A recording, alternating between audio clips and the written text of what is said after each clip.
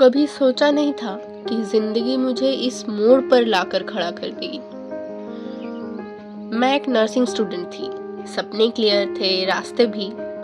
But कभी दिल से नहीं चाहता कि नर्सिंग में आऊं, नर्सिंग करूं, because I didn't like this path. Even I didn't like science also.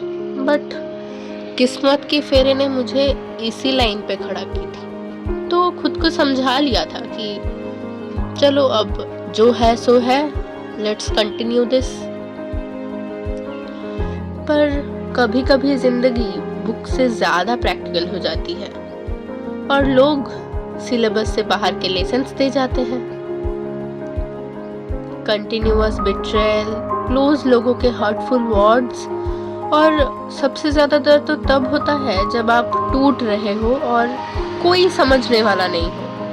Even though कि आप चिल्ला रहे हो, लोगों को बता रहे हो that it's painful, it's paining, but there is no one to understand you. ऊपर से पीसीओएस तो पहले से ही था, हार्मोनल इम्बैलेंस ने स्ट्रेस को और गियर अप कर दिया। पर जब मेंटल स्ट्रेस रोज रोज सांस लेने लगे तो बॉडी भी हार मान लेती है एंड हेल्थ और ज्यादा अनस्टेबल हो गई और मैं धीरे धीरे खुद से भी दूर होती चली गई। Like I am feeling like I am getting some dark places जहाँ से निकलने का कोई रास्ता ही ना हो।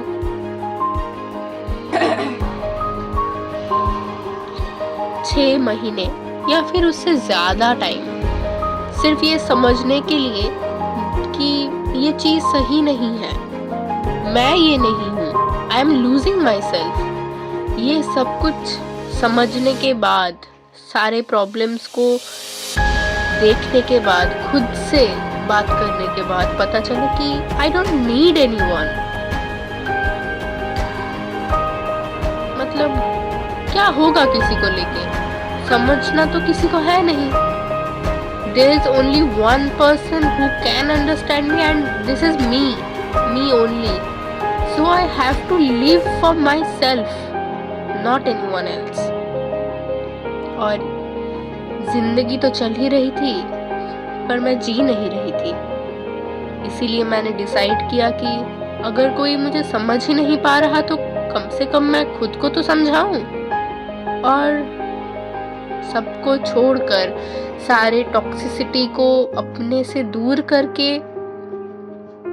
I felt let's make my hands busy. क्योंकि अगर मेरा हाथ किसी मैकेनिकल काम में बिजी रहेगा, कुछ हाथ से कुछ मैं फंसाऊंगी तो शायद दिमाग के फंसने वाला चीज धीरे धीरे खुलने लग जाए। सो आई स्टार्टेड एम्ब्रॉयडरी।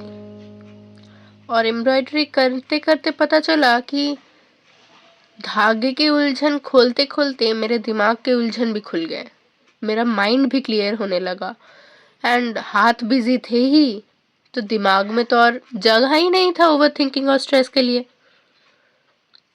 बस सुई, धागा, कपड़ा, ये सिंपल चीजें, पर इन्होंने मुझे साइलेंस दिया, मुझे पीस दिया, मुझे काम किया।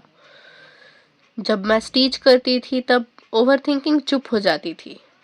हर स्टिच के साथ लगता था जैसे मैं अपने दर्द को धीरे धीरे सिल रही हूँ।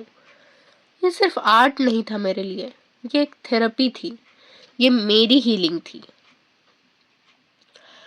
And now that I started creating content on it and starting a business on it, I thought कि पहले मैं खुद को तो सेल्फ इंट्रोड्यूस करूं।